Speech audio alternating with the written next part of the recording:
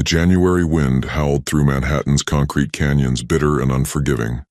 Emily Roberts pulled her thin coat tighter around her shoulders, fighting back tears as she pressed her son Noah closer to her chest. The baby's warm breath against her neck was both a comfort and a reminder of the impossible situation she faced. "It's okay, sweet boy," she whispered, her words forming clouds in the freezing air. "Mommy's got you." Her phone buzzed again, another message from her babysitter, Carmen, apologizing for getting the flu. Emily couldn't blame her, but that didn't solve her problem. No daycare would take Noah on such short notice, and she couldn't afford to lose this job, not when rent was due in 3 days. The Griffin Enterprises building loomed ahead, its gleaming glass facade stretching towards the steel-gray sky. Emily had been cleaning these offices for the past 6 months, arriving before dawn to vacuum carpets and wipe down surfaces before the corporate world stirred to life. It wasn't glamorous work, but it paid better than most cleaning jobs, and her supervisor, Regina, was understanding, at least until now. Emily's hands trembled as she swiped her employee badge at the service entrance. The weight of Noah in his carrier seemed to multiply with each step. She'd brought everything she could think of to keep him quiet: bottles, diapers, his favorite stuffed elephant, even the teething ring he'd been obsessed with lately. If she could just get through this one day. "Emily?" Regina's voice cut through her thoughts. The older woman stood in the doorway of the employee locker room, her usually kind face creased with concern. "What's going on?" "Regina, I'm so sorry." The words tumbled out in a rush. "My babysitter has the flu, and I couldn't find anyone else. I know it's against policy, but I swear he'll be quiet. I'll work twice as fast, I'll stay late, anything." Regina held up a hand, her expression torn between sympathy and worry. "You know I can't let you bring him onto the floors. Corporate policy is strict about—" "Please," Emily's voice cracked. "I can't lose this job. Noah and we don't have anyone else." Something in Regina's face softened. She glanced at her watch, then down the hallway. "Listen carefully. Mr. Griffin doesn't usually arrive until 9. If you can finish the executive floor before then, I will." "Thank you, Regina, thank you so much." "Don't thank me yet. Just be careful." "And Emily?" Regina's eyes were serious. "Lucas Griffin isn't known for his understanding nature. If he finds out—" Emily nodded, her throat tight. Everyone knew about Lucas Griffin, the ruthless CEO who doubled the company's profits in just 5 years. His reputation for cold efficiency was legendary, matched only by his notorious privacy and disdain for personal entanglements. The executive floor was eerily quiet as Emily pushed her cleaning cart out of the service elevator, Noah securely strapped to her chest. The morning light was just beginning to paint the sky in shades of pink and gold, visible through the floor-to-ceiling windows. Any other day she might have paused to admire the view. Today, she moved with desperate efficiency, dusting surfaces and emptying trash bins while humming softly to keep Noah calm. Everything was going according to plan until she reached the CEO's office. The massive space was immaculate as always, with its sleek modern furniture and commanding views of the city. Emily had just finished wiping down the glass desk when Noah began to fuss. "Shh, baby, please," she whispered, bouncing gently. "Just a few more minutes." But Noah had other ideas. His whimpers grew louder, building towards the full-throated cry she'd been dreading. Emily abandoned her cleaning supplies, frantically searching for his pacifier. In her haste, she knocked over a stack of files on Griffin's desk. No. She dropped to her knees, trying to gather the scattered papers while holding Noah. The baby's cries echoed off the glass walls, and Emily's heart pounded so hard she almost didn't hear the office door open. "What the hell is going on here?" The voice was deep, cold, and unmistakable. Emily froze, still on her knees, papers clutched in her trembling hands. Slowly, she raised her eyes to meet Lucas Griffin's steely gaze. He stood in the doorway, like an avenging angel in a perfectly tailored charcoal suit, his dark hair slightly windblown and his jaw clenched in obvious anger. At 35, he was younger than most CEOs, but there was nothing youthful about his expression as he surveyed the scene before him. "Mr. Griffin," Emily stammered, struggling to her feet. "I'm so sorry, Why is there a child in my office?" His voice cut through Noah's cries like a blade. "He's my son. My babysitter is sick and I couldn't—" Emily's explanation was cut short as Noah's wails increased in volume. She could feel her job slipping away with each tear her son shed. Something flickered in Griffin's eyes, an emotion too quick to name. He stepped forward, and Emily instinctively backed away, bumping into his desk. To her utter shock, he didn't start yelling. Instead, he did something completely unexpected. He reached for Noah. "May I?" The question was soft, almost gentle, so different from his earlier tone that Emily wondered if she was hallucinating. Before she could process what was happening, Lucas Griffin, the most feared CEO in New York, was carefully lifting her son from his carrier. Noah's cries hitched for a moment as he stared up at this stranger with wide, tear-filled eyes. Griffin held him with surprising confidence, one large hand supporting the baby's head, while the other patted his back in a soothing rhythm. "It's all right, little man," he murmured, his voice taking on a warmth Emily wouldn't have believed possible. "Rough morning, isn't it?" Gradually, Noah's cries subsided to hiccuping breaths. He reached up with one tiny hand and patted Griffin's clean-shaven cheek, earning a small smile that transformed the CEO's entire face. Emily stood frozen, the scattered papers forgotten at her feet. The sight of her son in Lucas Griffin's arms created an odd ache in her chest, a feeling she couldn't quite name. For a moment, the three of them existed in a strange bubble of silence, the rising sun casting long shadows across the office floor. Then Griffin's phone buzzed, shattering the spell. His expression shuddered, the warmth vanishing as quickly as it had appeared. He handed Noah back to Emily with careful precision, straightening his tie as he stepped away. "Ms. Roberts. Emily Roberts. Ms. Roberts." His voice was businesslike again, but not as cold as before. "My office, end of day. We need to discuss proper workplace protocols." Emily's heart sank. "Yes, sir." He turned to leave, then paused at the door. "And Ms. Roberts? Make sure he has something to eat. Babies don't cry like that unless they're hungry." With that, he was gone, leaving Emily to stare at the empty doorway, her mind spinning. Noah babbled happily in her arms, completely unaware that he might have just cost his mother her job, or that he'd somehow managed to crack, however briefly, the infamous ice surrounding Lucas Griffin's heart. The sun continued its climb over the Manhattan skyline, promising another long day in a world where nothing was ever simple, and where even the most carefully constructed walls could be brought down by the innocent tears of a child. Lucas Griffin couldn't focus. The quarterly reports on his screen blurred into meaningless numbers as his mind kept drifting back to the weight of that baby in his arms, the trust in those innocent eyes, the small hand against his cheek. He rubbed his jaw where he could still feel that tiny touch, then caught himself and dropped his hand, irritated by his own sentimentality. "Get it together," he muttered. But the morning's encounter had shaken something loose inside him, something he'd carefully buried years ago after that devastating diagnosis. The doctor's words still echoed in his mind.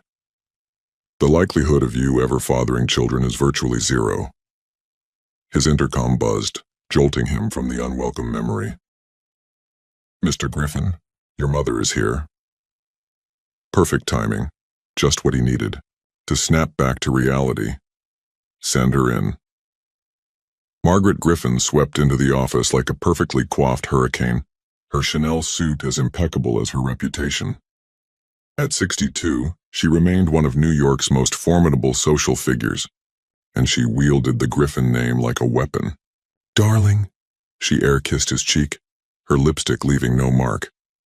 "I heard the most peculiar rumor from Bethany Vandervelt at brunch.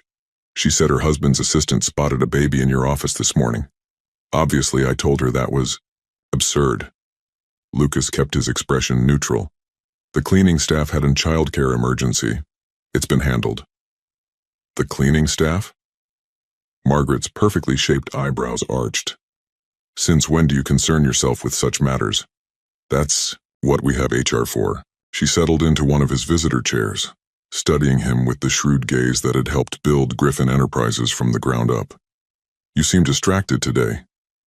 I have a board meeting in an hour, and I have the perfect distraction for afterward. Remember Alexandra Rothschild? She's divorced now and looking absolutely stunning. I've arranged for her to join us for dinner at Le Bernardin tonight. Cancel it. Lucas turned back to his computer. I have a late meeting. With the cleaning woman? Margaret's voice carried a dangerous edge. Don't think I haven't noticed. You watching the clock all morning. The Lucas I know would have fired her on the spot for such unprofessionalism.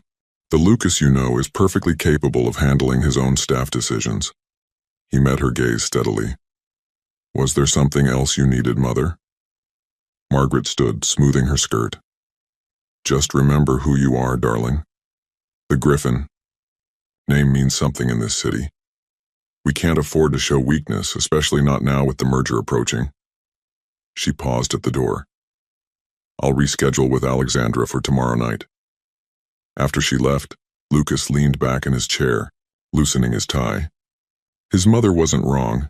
The old Lucas would have fired Emily Roberts without a second thought. The company policy on bringing children to work was clear, so why had he hesitated? He pulled up her employee file, telling himself it was standard procedure. Emily Roberts, 24. Single mother. Excellent performance reviews. No disciplinary issues. The photo attached to her file didn't do justice to the quiet determination he'd seen in her eyes that morning, or the gentle way she'd calmed her son, even while clearly terrified for her job. Noah. The baby's name was Noah. The rest of Lucas's day passed in a blur of meetings and phone calls, but underneath his usual efficient exterior he felt unsettled. He found himself checking the time repeatedly as 5 o'clock approached, though he refused to acknowledge why. At precisely 5:15, his assistant announced Emily's arrival. She entered his office with her head high, though he could see the tension in her shoulders. She'd changed out of her cleaning uniform into simple jeans and a worn sweater. Noah was asleep against her chest, one tiny fist curled in her hair. Ms. Roberts. Lucas gestured to the chair across from his desk. Please sit. I understand. If you need to fire me, she said quietly, but without dropping her gaze. I just ask that you let me work my 2 weeks' notice. I need time to find another job. Her directness surprised him. Is that what you think this meeting is about? Isn't it? I broke company policy. I put you in an awkward position. I know the rules about children in the workplace. Rules, Lucas said slowly, exist for a reason, but so do exceptions. He studied her face, noting the shadows under her eyes, the worry lines around her mouth. Tell me about your situation, Ms. Roberts. Emily blinked, clearly thrown by the question. My situation? Your childcare arrangements. What happened this morning? My regular babysitter has the flu. I've been trying to find backup care, but it's not easy. Most places have waiting lists months long, and the ones that don't, she swallowed hard. I can't afford them on my salary. Lucas nodded, making a mental note. And Noah's father? Isn't in the picture. Her tone made it clear that was all she'd say on the matter. I see. Lucas stood, walking to the window. The city lights were coming on, creating a galaxy of artificial stars below. I'm not going to fire you, Ms. Roberts. He heard her sharp intake of breath. You're not? No, but we need to find a better solution than bringing Noah to work. He turned back to face her. There's a corporate daycare center in the building next door. It's usually reserved for executive staff, but I think we can make an arrangement. Emily's eyes widened. Mr. Griffin, I couldn't possibly afford. Consider it a company benefit.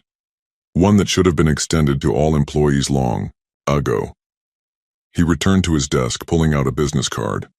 Report there tomorrow morning. I'll make sure they're expecting you. She stared at the card in her hand as if it might disappear. I don't know what to say. Say you'll be on time tomorrow, without Noah in my office. A ghost of a smile touched her lips. Yes, sir. She stood carefully, trying not to wake the sleeping baby. At the door, she paused. Mr. Griffin? Thank you. Not just for this, but for this morning. The way you were with him. Not many people would have. Good night, Miss Roberts. His tone was firm, but not unkind. After she left, Lucas remained at his desk, staring at the place where she'd stood. His mother's words echoed in his mind. Remember who you are. The problem was, for the first time in years, he wasn't sure he knew anymore. His phone buzzed, with a text from Margaret. Dinner reservation confirmed for tomorrow. Alexandra can't wait to meet you. Lucas deleted the message without responding. He had more important things to think about, like why he'd just broken half a dozen company policies for a cleaning woman and her baby, and why, for the first time since that doctor's appointment 5 years ago, he felt something dangerously close to hope. The corporate daycare center gleamed with the same polished efficiency as the rest of the Griffin Enterprises empire. Emily stood in the doorway, clutching Noah's diaper bag as she watched him play with blocks alongside children wearing designer clothes that probably cost more than her monthly rent. Part of her still couldn't believe she was here. He's adjusting beautifully, said Diane, the center's director, appearing beside her. Most children take weeks to settle in, but Noah's such a social butterfly. Emily smiled, watching her son offer a block to a little girl in a cashmere sweater. He's never met a stranger. Her voice caught as Noah looked up and beamed at her, his whole face lighting up. I should get to work. But before she could leave, a familiar figure appeared in the doorway, making her heart skip. Lucas Griffin stood there in a navy suit that probably cost more than her yearly salary, his presence causing an immediate stir among the staff. What caught Emily's attention, though, was the way his eyes went straight to Noah. Mr. Griffin? Diane rushed forward. What a pleasant surprise, we weren't expecting. Just a routine inspection, he said smoothly. But Emily noticed he was still watching Noah, who had abandoned his blocks and was now toddling toward them with determined steps. Bah, Noah proclaimed, reaching Lucas with a triumphant grin. Before anyone could react, Noah grabbed Lucas's pant leg with sticky fingers.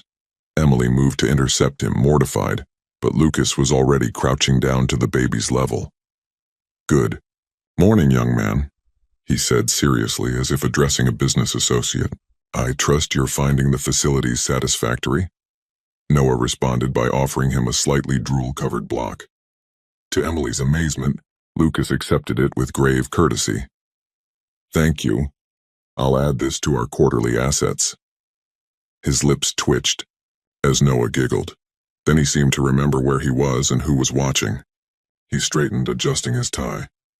Ms. Roberts, a word? Emily followed him into the hallway, her pulse racing. I'm sorry about your suit. Don't be. I have others. He glanced back through the doorway where Noah had returned to his blocks. He seems happy here. He is, Mr. Griffin. I can't thank you enough for... Lucas. What? My name, it's Lucas. He met her eyes and something electric passed between them. Since we keep running into each other, we might as well use first names. Emily felt her cheeks warm. Lucas, she said softly, testing the way it felt on her tongue. His eyes darkened almost imperceptibly. Have dinner with me. The words hung in the air between them, shocking them both. Emily stared at him, certain she'd misheard. What? Lucas looked as surprised as she felt, but he didn't back down. Dinner. Tonight. There are some things I'd like to discuss regarding your position here. My position as a cleaning... woman? Emily's voice carried a hint of challenge. Your position as someone I can't seem to stop thinking about. The raw honesty in his voice made her breath catch. Then his professional mask slipped back into place. 7 o'clock. I'll send a car. Before she could respond, his phone buzzed. His expression hardened as he checked the message. I have to go. We'll talk more tonight. Emily watched him stride away, her heart pounding. What had just happened? More importantly, what was she going to do about it? The answer came an hour later as she was cleaning the conference room on the 35th floor. Her phone chimed with a text from an unknown number. Car will pick you up at 6:30. Address? She was still staring at it when another message appeared. This is Lucas, by the way. Got your number from HR. Of course he did, because he was Lucas Griffin and the normal rules of social interaction probably didn't apply to him. She should say no. She should absolutely, definitely say no. She sent him her address. The rest of the day passed in a blur of nervous energy. Emily left work early for the first time ever, rushing to pick up Noah and then home to her tiny apartment in Queens. She had exactly 45 minutes to get herself and Noah ready. What am I doing? She asked her reflection as she applied mascara with shaking hands. She'd managed to find a simple black dress in the back of her closet, the one she'd worn to her college graduation 2 years ago. It would have to do. The car that arrived wasn't just any car. It was a sleek black town car with a uniformed driver who insisted on carrying Noah's diaper bag. Mr. Griffin arranged for us to drop off your son with his evening sitter, the driver explained, helping Emily secure Noah's car seat. His what? Mrs. Chen. She's been caring for Griffin family children for 30 years. Emily's head spun. Lucas had arranged childcare. When had he done that? More importantly, why did that make her heart do strange flips in her chest? Mrs. Chen turned out to be a grandmother with kind eyes and a spotless apartment filled with toys. She took one look at Noah and declared him perfect, then practically shooed Emily out the door. Go, have good time. Baby safe with me. The restaurant was exactly as intimidating as Emily had feared. Le Cirque's elegant interior made her feel painfully out of place, but Lucas was waiting in the lobby, and the smile he gave her when she walked in made her forget everything else. You look beautiful, he said quietly, his hand touching the small of her back as he guided her to their table. They were halfway through their appetizers when Emily finally gathered the courage to ask, Why am I here, Lucas? He set down his wine glass, studying her face. Because I haven't been able to focus on work all week. Because every time I close my eyes, I see you with Noah in my office, and it's driving me crazy. Because you're nothing like the women my mother throws at me, and that's exactly what I want. I'm also nothing like the women you usually date. I'm sure. Emily met his gaze steadily. I'm a single mother who cleans your office for a living. I shop at Target, not Saks. You're real, he interrupted. Do you know how rare that is in my world? Before Emily could respond, a commotion at the restaurant's entrance drew their attention. Margaret Griffin stood there, elegant in crimson, with a stunning blonde on her arm. Lucas, darling, Margaret's voice carried across the restaurant. What a delightful coincidence, Alexandra and I were just discussing you. Emily's heart sank as the blonde, presumably Alexandra, gave Lucas a dazzling smile. Here was a woman who belonged in his world, who wouldn't cause whispers and raised eyebrows. But Lucas wasn't looking at Alexandra. His eyes were fixed on Emily, and the heat in them made her shiver. Mother, he said without taking his eyes off Emily, this isn't a good time. Don't be silly. Margaret was already steering Alexandra toward their table. We'll join you, after all, we're practically family. Emily watched Lucas's jaw clench. This was it. The moment he'd remember who he was and who she wasn't. She waited for him to pull away, to slip behind his CEO mask. Instead, he reached across the table and took her hand. Actually, Mother, he said clearly, I'm on a date, a private one.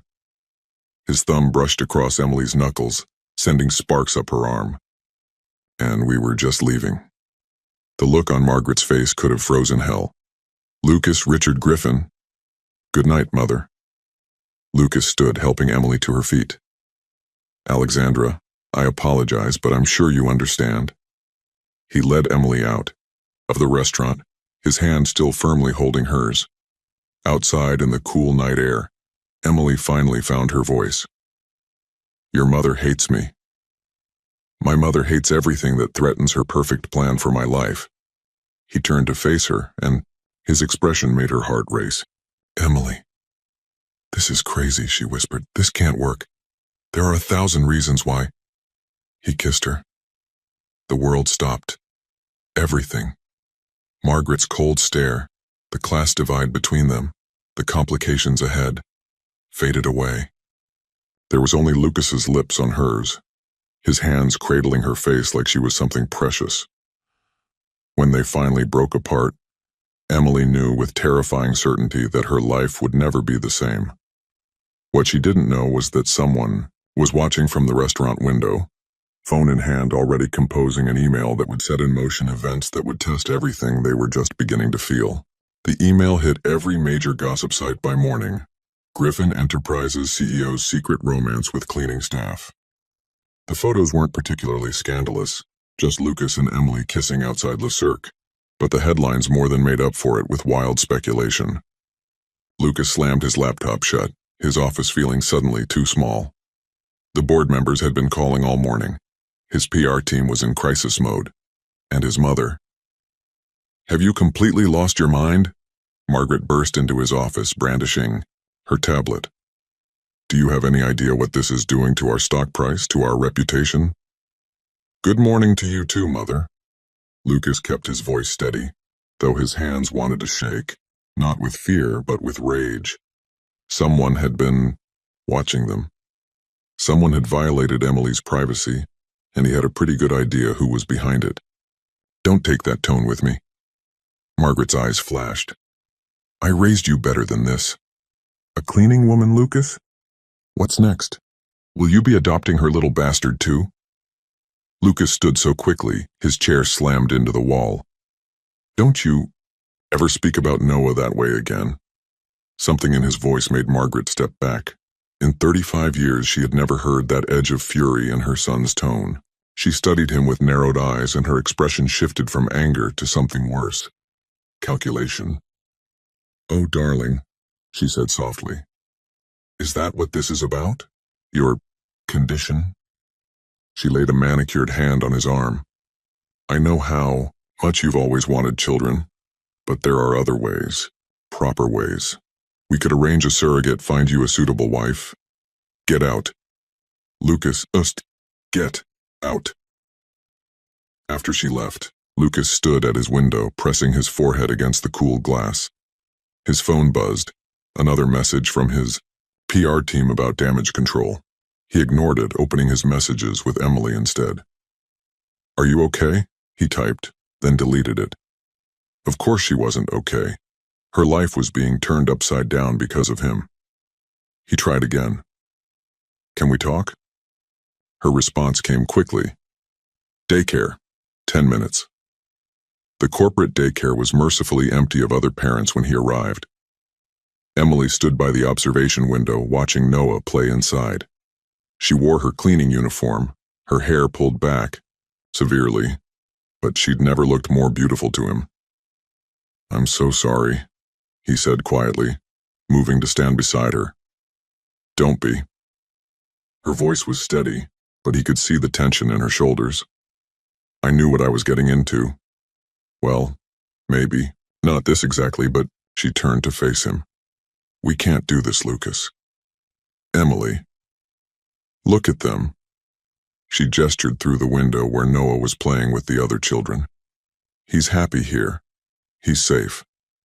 I can't risk his stability because we had one moment of whatever that was." It wasn't just a moment.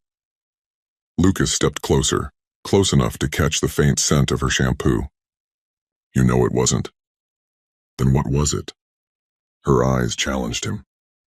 "What exactly are you offering here, Lucas? Secret dinners? Stolen kisses? How long until your mother finds a way to get rid of me?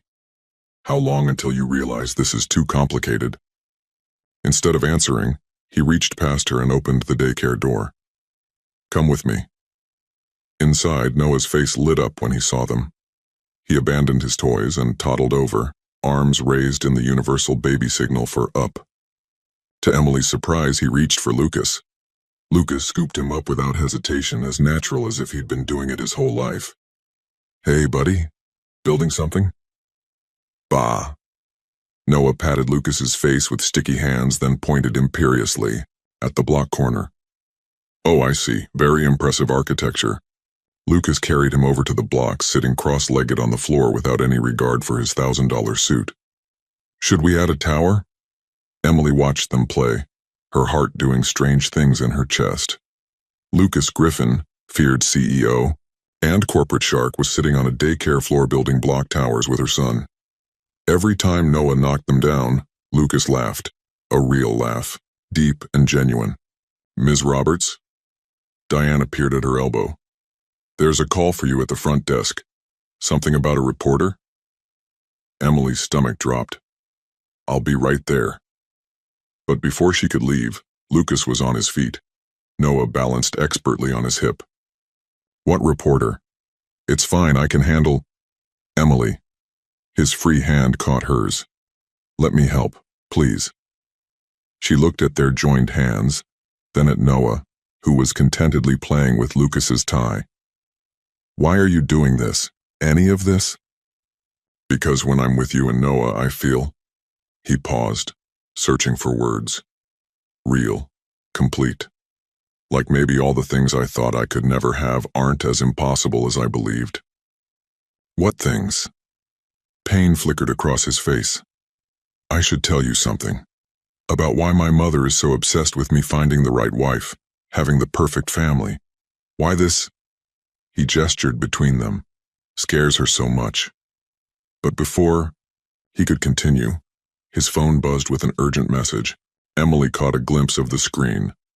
"Emergency board meeting. Vote of no confidence." "Go," she said softly. "Handle your company. We'll figure out the rest later." He hesitated, then pressed a kiss to Noah's head before handing him back to Emily. The gesture was so natural, so paternal, that it brought tears to her eyes. "This isn't over," he promised. "Whatever they throw at us, whatever my mother does, I'm not walking away. Not from you, and not from him." After he left, Emily held Noah close, breathing in his baby scent. "What are we doing, sweet boy?" she whispered. Noah just babbled happily, reaching for the blocks again. But over his head, through the daycare window, Emily saw Margaret Griffin watching them, her expression cold and calculating. The older woman raised her phone to her ear, speaking words Emily couldn't hear. Emily pulled Noah closer, a chill running down her spine. She had a feeling things were about to get much, much worse. She was right. By that afternoon, she received notice that her position was being eliminated due to corporate restructuring. The daycare spot, it seemed, was contingent on her employment. As she packed Noah's things, fighting back tears, her phone buzzed, with a text from Lucas. "Whatever they told you, don't believe it. Trust me." She stared at the message for a long time before responding. "I want to, but I have to protect Noah first." The typing bubbles appeared and disappeared several times before his reply came through. "I know. That's one of the reasons I'm falling in love with you." Emily sank onto a tiny daycare chair, her hands shaking. Outside, storm clouds gathered over Manhattan, promising rain. Inside, she felt her carefully constructed walls beginning to crumble, even as every rational part of her screamed that this could only end in heartbreak. Because the truth was, she was falling in love with him too, and that terrified her more than any storm ahead. The boardroom of Griffin Enterprises hummed with tension. Lucas stood at the window, watching rain lash against the glass while 12 board members debated his future. His mother sat at the far end of the table, her expression unreadable. "This scandal is just the beginning," Charles Whitman, the eldest board member, was saying. "Our conservative investors are already expressing concerns. The Griffin name has always stood for family values." Lucas turned from the window, his voice sharp. "Is that what we're calling it now?" "Lucas," Margaret warned, but he was done playing her game. "Let's be clear about what's really happening here." He walked slowly around the table, meeting each board member's eyes. "This vote of no confidence isn't about stock prices or investor concerns. It's about control. My mother's control, to be specific." Margaret's perfectly manicured nails dug into the leather armrest. "That's enough." "No, it isn't." Lucas planted his hands on the table, leaning forward. "For 5 years, I've doubled this company's profits. I've expanded into new markets, increased our charitable giving, and modernized our corporate culture. The only thing I haven't done is marry the woman my mother chose and produce an heir on schedule. Your personal life, Charles began, is exactly what this is about. Lucas straightened, adjusting his cuffs. So let's vote. But first, you should know that if you remove me as CEO, the first thing I'll do is sell my controlling shares to our competitors. I'd rather burn this company to the ground than watch it become another tool for manipulation. The silence that followed was deafening. Margaret's face had gone white. You wouldn't dare. Try me. He met her gaze steadily. I'm not that scared little boy anymore, Mother. The one who believed he was broken because he couldn't give you the grandchildren you wanted. Understanding dawned on several board members' faces. The company's succession had always been Margaret's obsession, but few knew the real reason why. The vote, when it came, was 8-4 in Lucas's favor. He accepted the result with a curt nod, then strode from the room without looking back. His mother's voice followed him. This isn't over. No, he thought, it wasn't. But for the first time in his life, he was ready for the fight. Across town, Emily sat in her tiny apartment surrounded by job applications. Noah napped in his crib, clutching the stuffed elephant that had become his favorite toy. Her phone lay silent on the coffee table, Lucas's last message still unanswered. Let me fix this. But how could he? Her reputation was in tatters. No corporate office would hire her now. The gossip sites had painted her as a gold digger, a single mother trying to trap one of New York's most eligible bachelors. Some had even questioned Noah's paternity, suggesting she'd planned this from the beginning. A knock at the door startled her. Through the peephole, she saw an elegant woman in her 60s, but not Margaret Griffin. This woman's face was kinder, her eyes warm despite her obvious wealth. Mrs. Chen? Emily opened the door in surprise. The woman who had watched Noah the night of her date with Lucas smiled gently. May I come in? I bring soup? Good for rainy days. Emily found herself ushering the older woman into her small kitchen. Mrs. Chen set down a container of what smelled like heaven, then turned to Emily with surprising directness. You love him. It wasn't a question. Emily sank into a chair, suddenly exhausted. It's not that simple. Love never is. Mrs. Chen sat across from her. But sometimes simple is not what we need. She reached into her designer handbag and pulled out a worn photograph.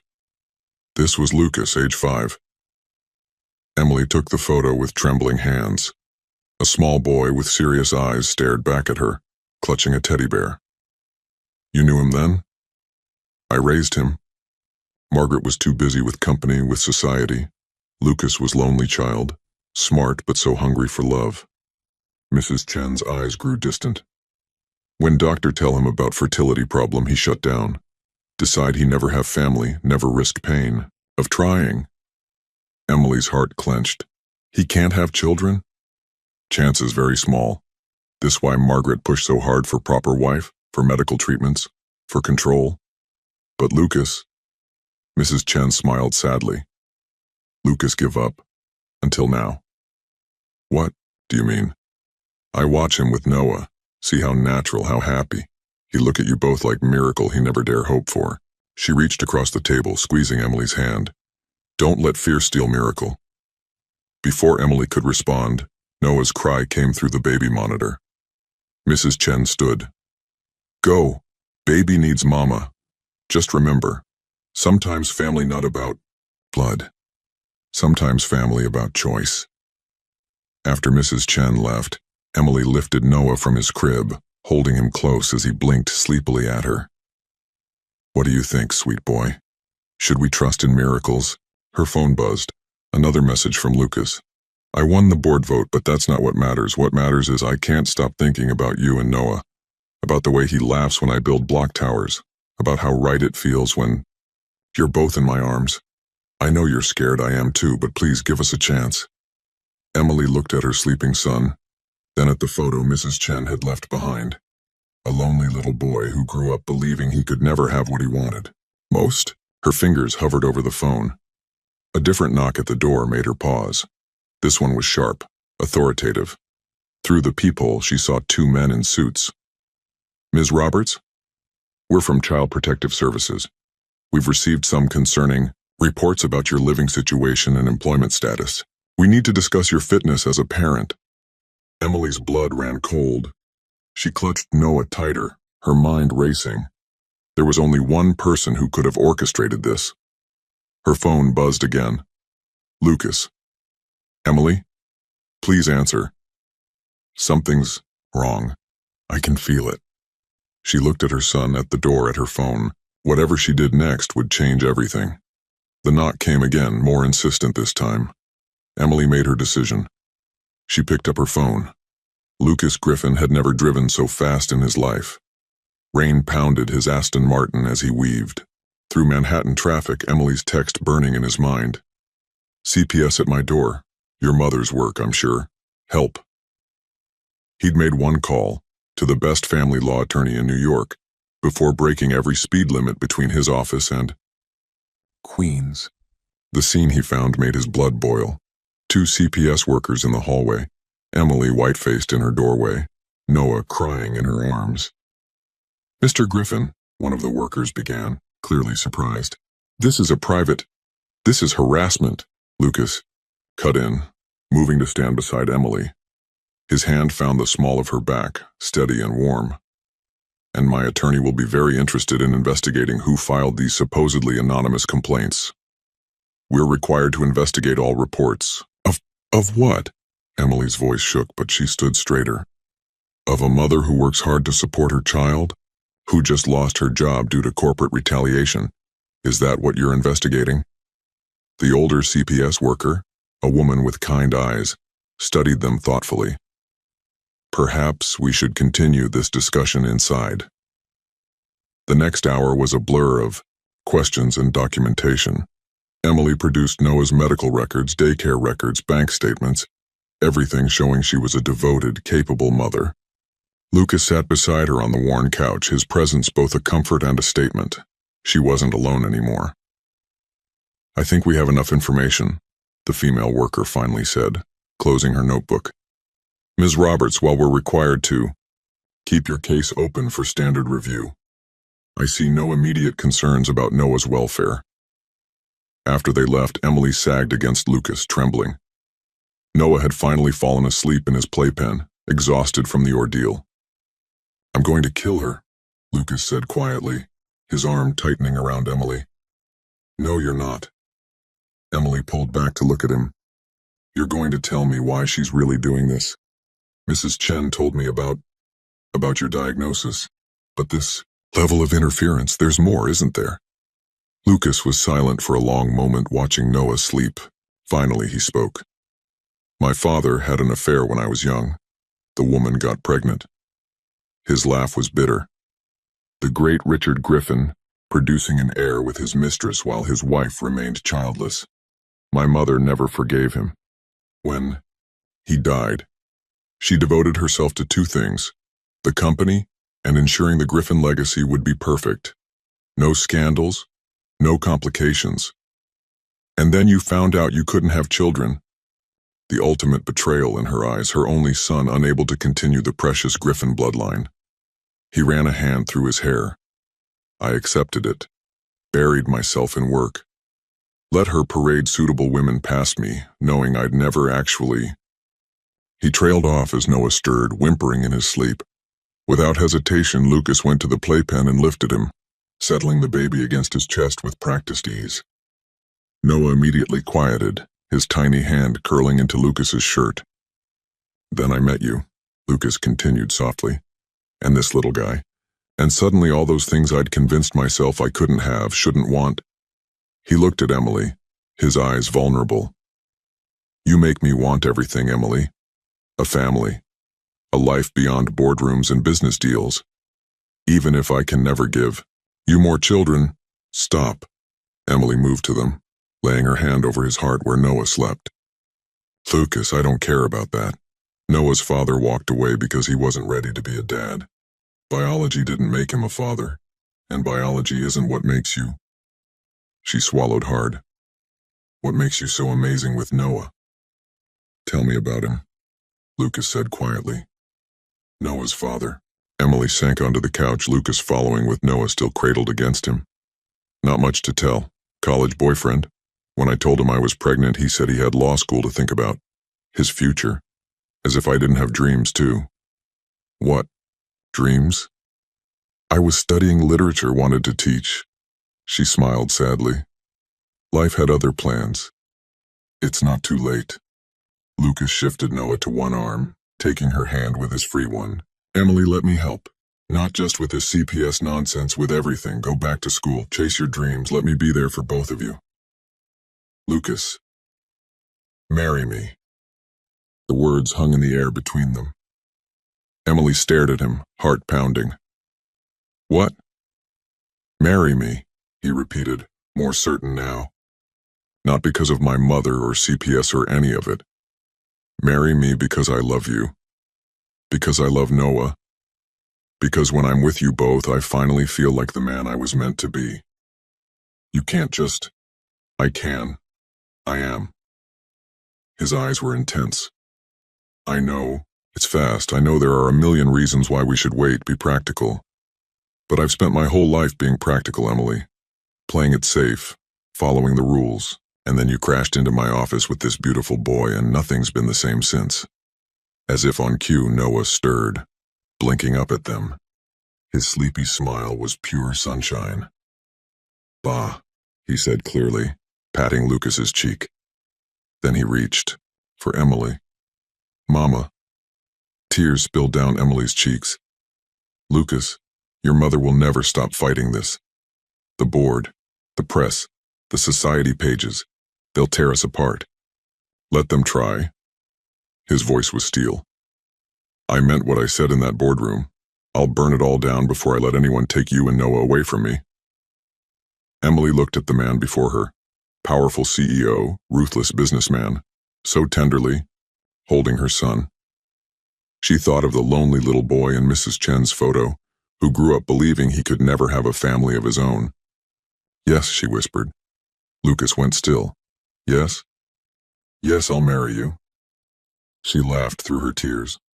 God help me, but I love you, Lucas Griffin, and so does your son.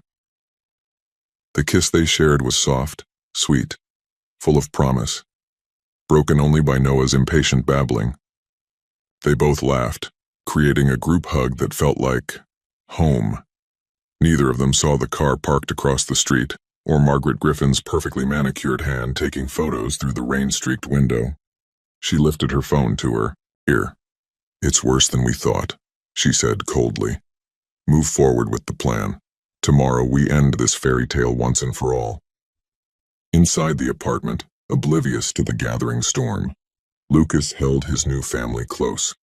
For the first time in his life, he felt complete, whole. Tomorrow would bring its own battles. But tonight, in this moment, everything was perfect. Noah fell asleep again, this time with one hand gripping Lucas's tie and the other tangled in Emily's hair, connecting them all. Outside, the rain finally stopped and the first stars appeared over Queens. Bright points of hope in the darkness, promising that sometimes, just sometimes, love really could conquer all, even if it had to fight like hell to do it. The morning news hit like a bomb. Griffin Ayre's secret child scandal. Splashed across every major newspaper and website were photos, not of Emily and Noah, but of a beautiful woman holding a toddler with Lucas's eyes. DNA test confirms Griffin CEO fathers child with former model. Emily stared at her phone, her whole body numb. The woman, Victoria Lancaster, was quoted extensively about her passionate affair with Lucas 3 years ago, and how she'd kept their child's secret until now for the sake of his reputation. Noah babbled in his high chair, happily smashing Cheerios. Emily watched him, her heart breaking. Everything Lucas had said about being unable to father children. Had it all been lies? Her phone rang. Lucas's number. She let it go to voicemail. It rang again immediately. Emily, please. His text read. This isn't what it looks like. Let me explain. Another text. I'm coming over. Don't watch the news. Don't read anything. Just wait for me. But Emily couldn't stop reading. Victoria Lancaster was everything she wasn't. Wealthy, sophisticated, from the right social circles. And according to every report, she had DNA evidence proving her 3-year-old son was Lucas's child. A knock at the door made her jump. But it wasn't Lucas. It was Margaret Griffin. "May I come in?" The older woman didn't wait for an answer, sweeping into the apartment with regal grace. Her eyes fell on Noah, and something flickered across her face. "I assume you've seen the news. Get out. Emily, dear, be reasonable." Margaret settled onto the couch as if it were a throne. "You seem like an intelligent young woman. Surely you understand this changes everything." "Does it?" Emily lifted Noah from his high chair, holding him close. "Or is this just another one of your schemes? Do you think I orchestrated a DNA test?" Margaret's laugh was cold. "The results are quite real, I assure you. Victoria has been very thorough in her documentation. Lucas said he couldn't have children? Yes, that's what he believed. What we all believed after that initial diagnosis."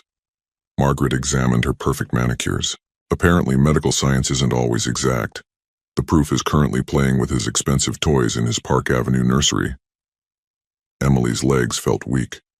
She sank into a chair, Noah squirming in her arms to be put down. "Why are you here?" "To offer you a way out, before this gets messier than it already is." Margaret opened her designer handbag, removing an envelope. $1 million. Sign an NDA. Walk away. Let Lucas focus on his real family. Get out. The voice from the doorway was deadly quiet. Lucas stood there, his normally immaculate appearance showing signs of strain. His tie was loose, his hair disheveled as if he'd been running his hands through it repeatedly. "Lucas." Margaret didn't move. "I'm simply trying to handle this situation. By offering to buy off my fiancé? By trying to destroy my family?" "Victoria is your family," Margaret countered. "That child is your blood, your heir. Everything we've wanted." "No." Lucas's voice cracked like a whip. "Everything you've wanted, your perfect plan, your precious legacy." He crossed to Emily, taking her free hand. "This is my family. Emily, Noah, the people I choose. The DNA test is fake." Lucas's grip on Emily's hand tightened. "I had my doctor run new tests this morning. It's physically impossible for me to father children. Victoria Lancaster is a paid actress, and that child," he laughed bitterly. "Well done, mother, using my own cousin's kid as a prop. Did you really think I wouldn't recognize Timothy's son?" Color drained from Margaret's face. "You can't prove—" "Actually, I can." Lucas pulled out his phone, playing a recording. Victoria Lancaster's voice filled the room. "Mrs. Griffin assured me it would just be a few photos. Plant some doubt. Create a scandal. The money was too good to pass up." Margaret stood, smoothing her skirt with trembling hands. "You've never understood what I've tried to do for you. For this family. You're right. I don't understand. I don't understand how my own mother could be so cruel, so obsessed with control that she'd try to destroy my happiness." Lucas moved to the playpen where Noah was attempting to stack blocks. He lifted the baby with gentle hands. "This is my son, mother. Not by blood, but by choice. By love. The same way this incredible woman is going to be my wife. The board won't stand for—" "The board already knows about everything. The fake DNA test, the harassment, the CPS calls. Your little scheme with Victoria backfired spectacularly." Lucas's smile was sharp. "I had a very interesting emergency board meeting this morning. They voted to remove you from the company, effective immediately." Margaret swayed on her feet. "You wouldn't dare. Watch me." Lucas shifted Noah to one arm, wrapping the other around Emily. "You have 1 hour to clear out your office before security arrives. After that, if you ever try to contact us again, If you ever try to hurt my family again, I'll make sure everyone knows exactly what the great Margaret Griffin did to her own son." After she left, Emily finally found her voice. "Lucas, I'm so sorry. I should have trusted." He silenced her with a kiss, fierce and tender at once. Noah, squished between them, giggled and patted both their faces. "No apologies," Lucas murmured against her lips. "Not for doubting, not for being scared. Just promise me something. Anything. Promise me that no matter what happens, no matter what people say or what obstacles we face, you'll remember this moment. Remember that I choose you, both of you, always." Emily looked at this man who had upended his entire world for her and Noah, who had faced down his own mother and an empire of expectations to stand by them. "I promise." Noah chose that moment to grab Lucas's tie and Emily's necklace, effectively tangling them together. They both laughed, the tension of the morning breaking. "Bah, Mama," Noah declared proudly, clearly pleased with his handiwork. "That's right, buddy." Lucas pressed a kiss to his head. "We're stuck together now. All of us." Later, as they watched Noah nap, his tiny hands still clutching the tie he'd refused to let go of, Emily asked the question that had been nagging at her. "What happens now? With the company? With everything?" Lucas pulled her closer, his chin resting on her head. "Now we build something new, something better. A company that values family, real family, in all its forms. A legacy worth leaving to our son." "Our son," Emily repeated softly, testing the words. "Our son," Lucas confirmed. "And maybe someday, if you want, we can adopt more kids. Build the big, messy, beautiful family neither of us thought we'd have." Emily turned in his arms, seeing the future in his eyes, a future full of love, hope, and possibility. "I'd like that."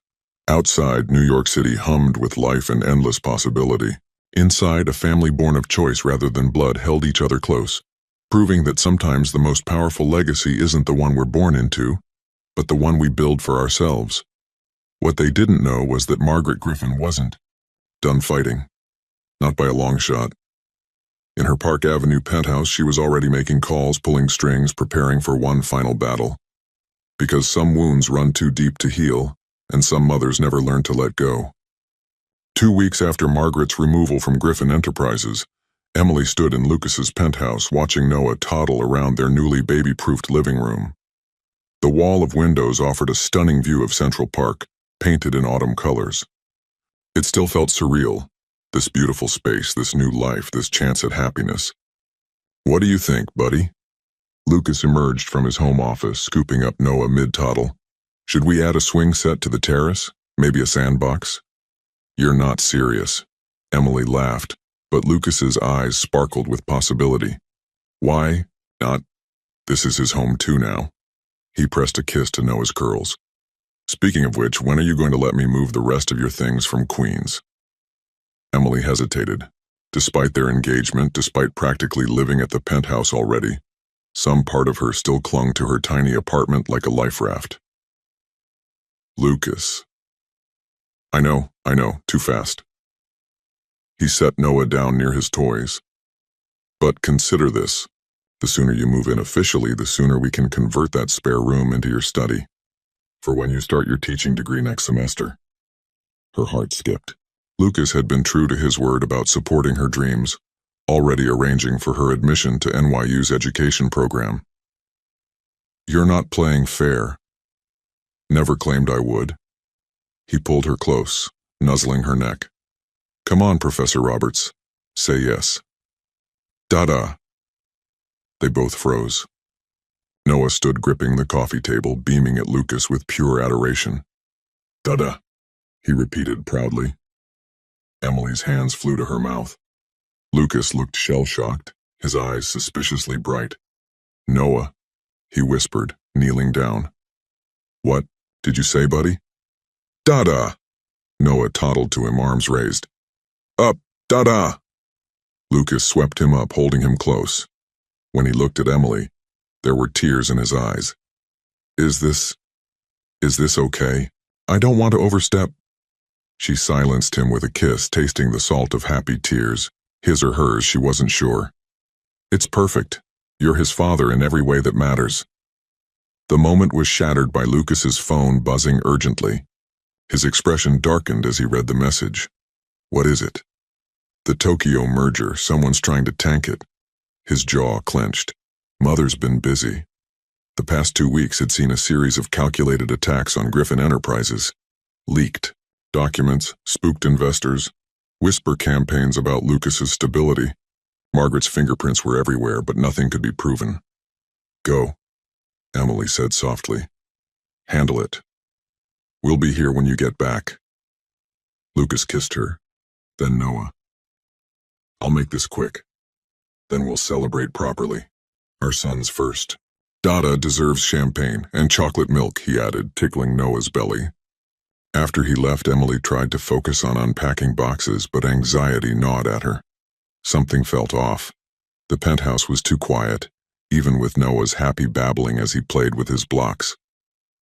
Her phone rang, an unknown number. Hello? You've gotten sloppy, dear.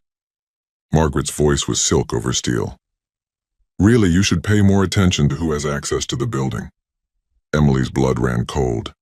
She scooped up Noah, heading for the door, but it was already opening.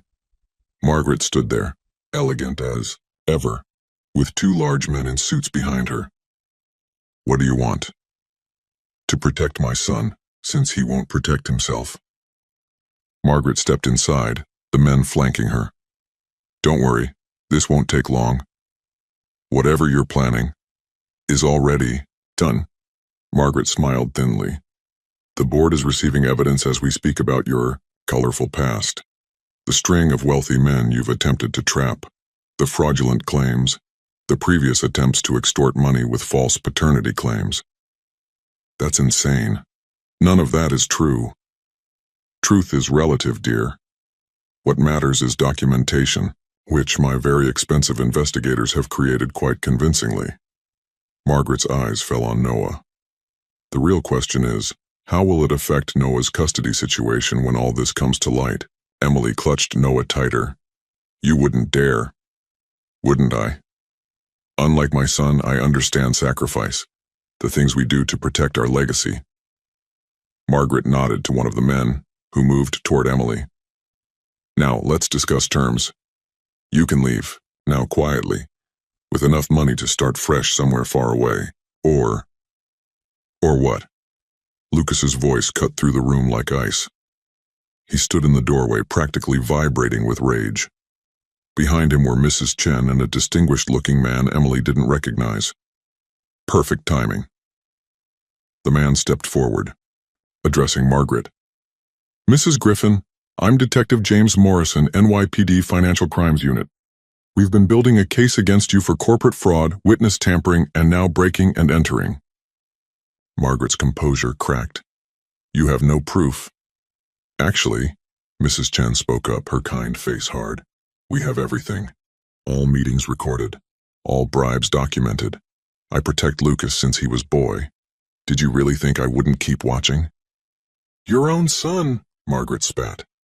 You'd betray me for his happiness? Yes. Mrs. Chen moved to Emily and Noah, her presence somehow both gentle and fierce. For real family, not empty legacy.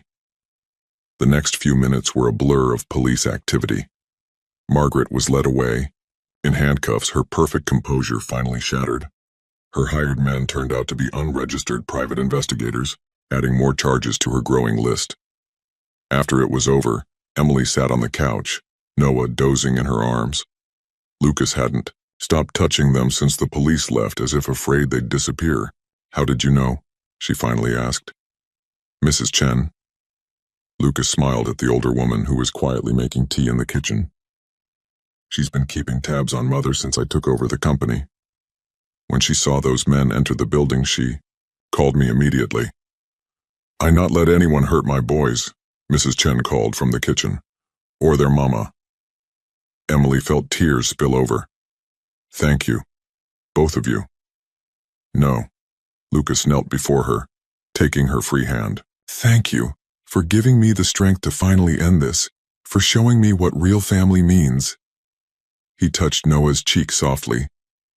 For making me a father. Dada, Noah mumbled in his sleep, making them all laugh quietly. Move in, Lucas said suddenly. Not because it's practical or safer or any of that.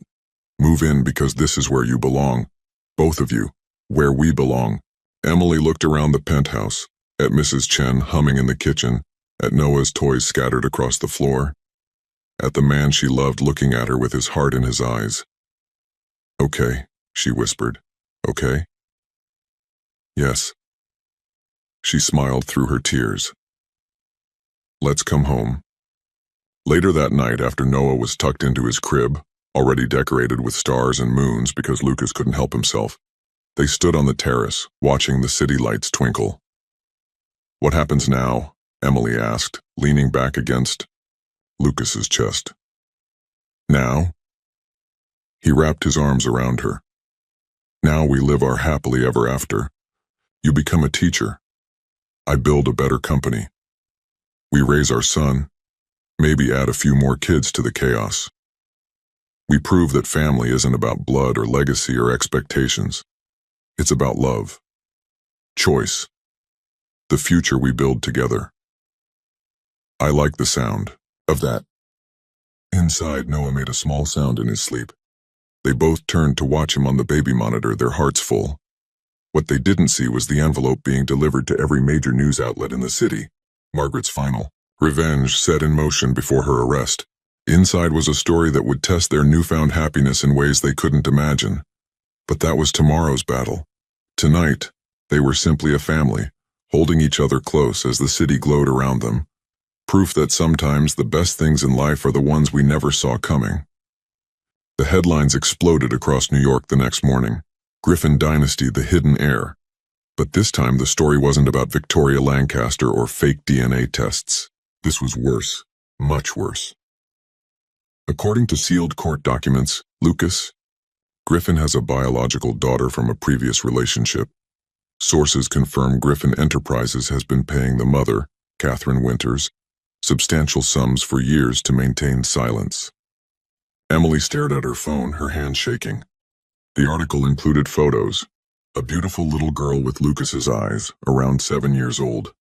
The timeline was perfect. The documentation seemed irrefutable. And Lucas hadn't come home last night. After the news broke, he'd been called into an emergency meeting. His texts had grown increasingly sparse. Handling it. Then, don't believe everything you read. Finally, hours ago. I'm so sorry. I'll explain everything. Noah fussed in his high chair, picking up on her tension. Dada? I don't know, sweet boy. Emily wiped away tears she hadn't realized were falling. I don't know where Dada is. Her phone buzzed. Mrs. Chen. Come to Old Griffin House. Bring Noah. Time you know whole truth. The Griffin family mansion stood in stately elegance, on the Upper East Side, a relic of old money and older secrets. Mrs. Chen met them at the door, her usual warm smile replaced by determination. He inside, she said, taking Noah. In library. Go, listen with heart, not fear. Emily found Lucas in a vast room lined with books. He stood at a window, looking older than she'd ever seen him. A framed photo sat on the desk beside him. A young girl with his eyes. Her name is Charlotte, he said without turning. She's 7 years old, and she's not my daughter, she's my sister. Emily sank into a leather chair, her legs weak. What? Remember I told you about my father's affair? Lucas finally faced her, his eyes red-rimmed. What I didn't know, what none of us knew until recently, was that he had another family. Catherine Winters wasn't a mistress, she was his second wife. Bigamy? My father lived a double life for years. When Catherine got pregnant, he finally told my mother. She didn't handle it well. He picked up the photo, his fingers tracing the glass.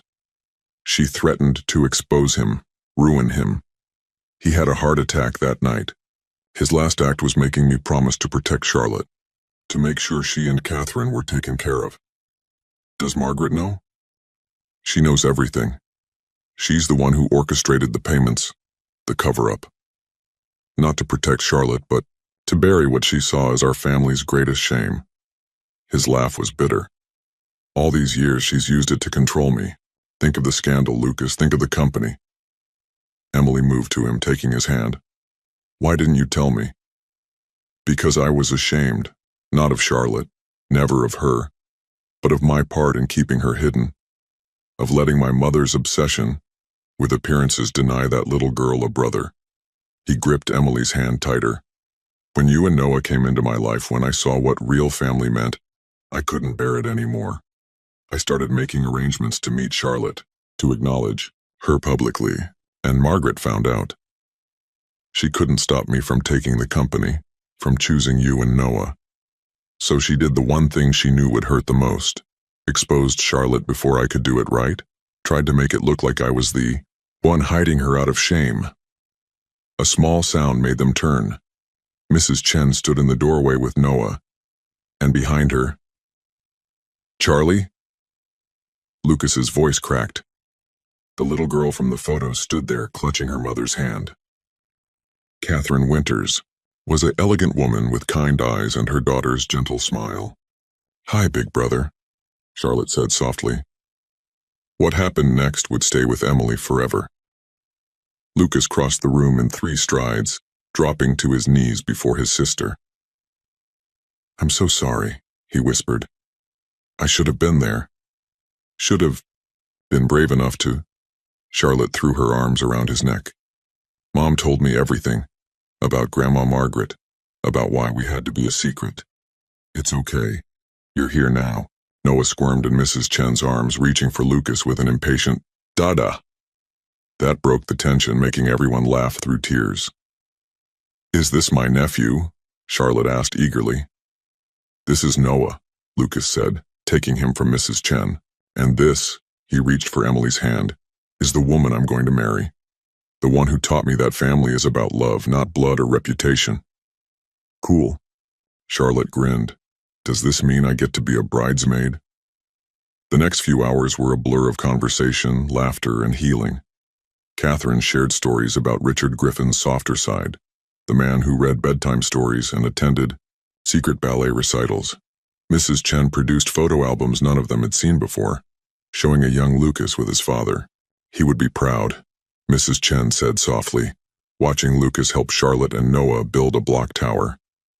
Of man you become, of family you build. Emily watched them play, her future husband, their son, and the sister-in-law she never expected. Her phone buzzed with news alerts about the scandal, about Margaret's arrest, about the Griffin legacy. None of it mattered. Later, as they drove home through the city lights, Noah sleeping in his car seat and Charlotte's phone number saved in their contacts, Lucas finally asked the question she knew had been weighing on him. Are you angry I didn't tell you about Charlotte? No. Emily took his hand. We all have parts of our past we need to face in our own time. What matters is that you chose love over fear, just like you did with Noah and me. I don't deserve you. Too bad. You're stuck with us, she smiled. All of us, your perfectly imperfect family. They were almost home when Lucas's phone rang, the board demanding another meeting about the scandal, about Margaret's arrest, about the future of Griffin Enterprises. Go, Emily said before he could speak. Handle it, then come home to us. Always, he promised, kissing her deeply. And Emily? Thank you. For showing me that sometimes the best legacies aren't the ones we're born into, but the ones we choose to build. As she watched him drive away, Noah still sleeping peacefully, Emily felt nothing but peace. Tomorrow would bring its own challenges, merging their families, planning a wedding, building a future. But tonight, love had won. Real, messy, complicated love. And not even Margaret Griffin, sitting in her jail cell with one final card left to play, could change that. Because some legacies are built on blood and fortune, but the strongest ones are built on choice, on forgiveness, on the kind of love that sees past secrets and shame to the truth beneath. Family isn't just who we're born to. It's who we choose to become, together.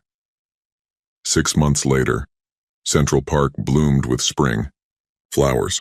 Emily stood before a mirror in the Plaza Hotel's bridal suite, her wedding dress catching the morning light. Through the window, she could see the spot where she and Lucas would exchange vows in just a few hours. "Mama, pretty." Noah, dapper, in his tiny tuxedo, clapped his hands from where Charlotte was helping him with his bow tie. "The prettiest," Charlotte agreed, now a constant presence in their lives. At 8, she took her role as big sister to Noah and junior bridesmaid very seriously. A knock at the door revealed Mrs. Chen carrying a small box. "Special delivery," she said, her eyes twinkling. "From groom." Inside was a delicate silver locket.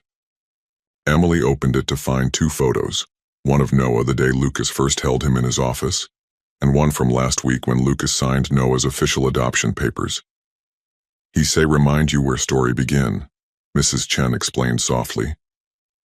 "And where it going?" Emily's eyes filled with tears.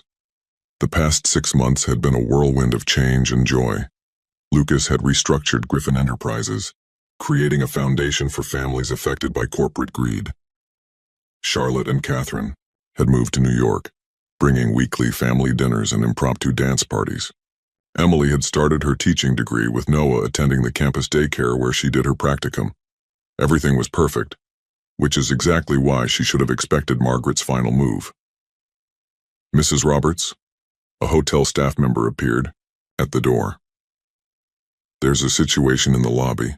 Something about an injunction against the ceremony?" Emily's heart stopped. Charlotte grabbed her hand. "I'll get Lucas." But before she could move, Catherine burst in, face flushed. "You won't believe what your mother's done," she told Charlotte. "She's filed a legal claim from prison, saying Lucas isn't mentally competent to marry or adopt.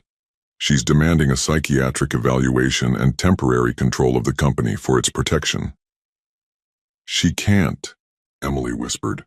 "She already has.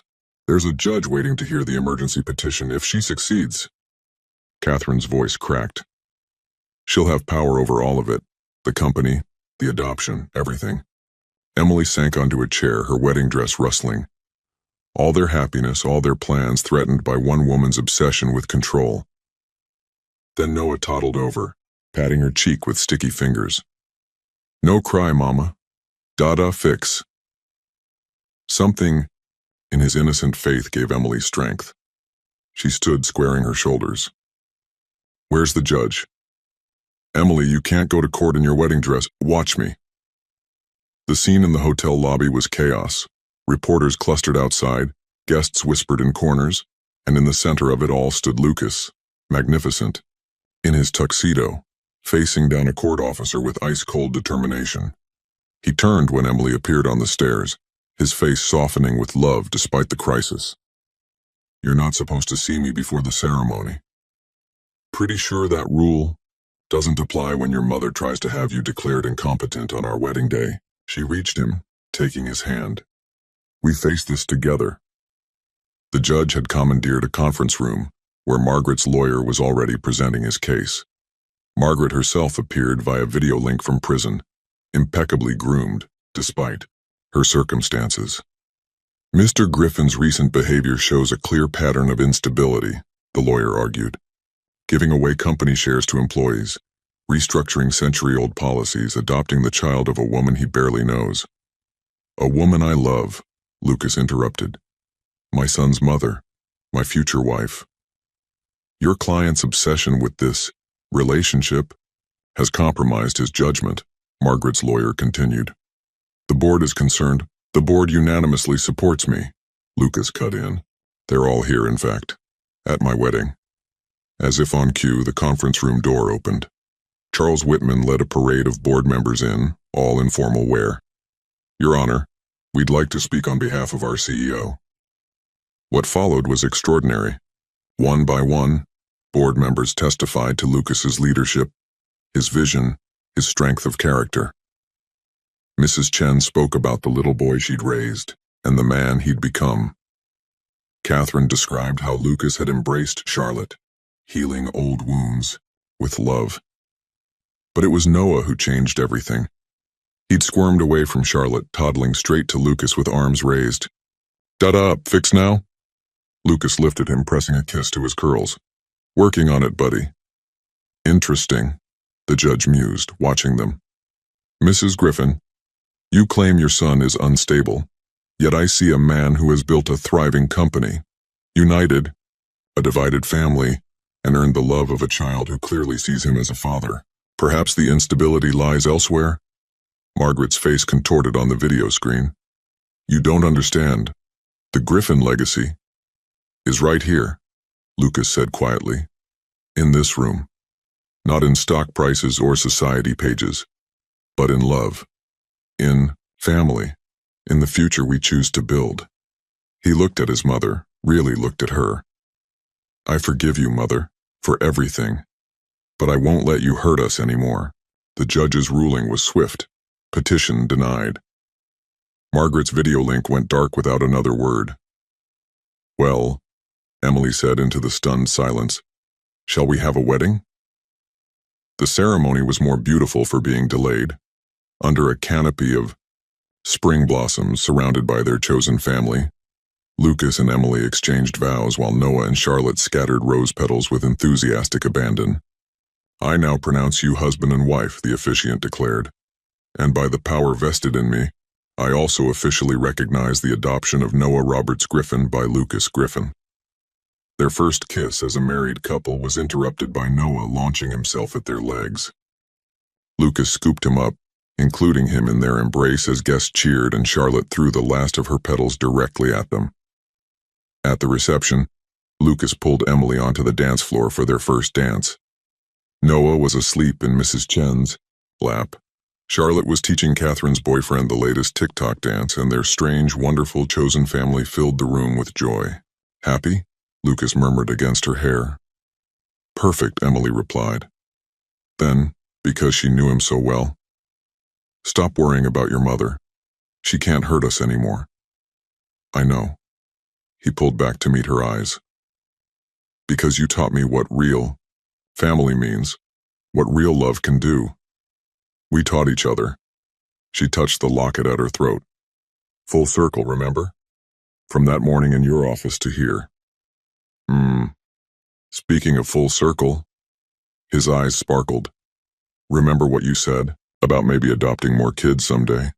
Emily's heart skipped. "Lucas?" Charlotte mentioned that her best friend at school is in foster care. Apparently she has a baby brother. Emily kissed him, feeling his smile against her lips. Around them, their family laughed and celebrated. The spring air was sweet with possibility, and their future stretched out bright and beautiful before them. Up in her prison cell, Margaret Griffin watched the wedding photos appear on social media. Her grandson in his tiny tuxedo, her granddaughter scattering flowers, her son radiantly happy with his bride. Slowly, she opened her desk drawer and removed a pen and paper. It was time, perhaps, to write a different kind of legacy. "Dear Lucas," she began, "I'm sorry." Back at the reception, Noah had woken up just enough to demand a dance with his parents.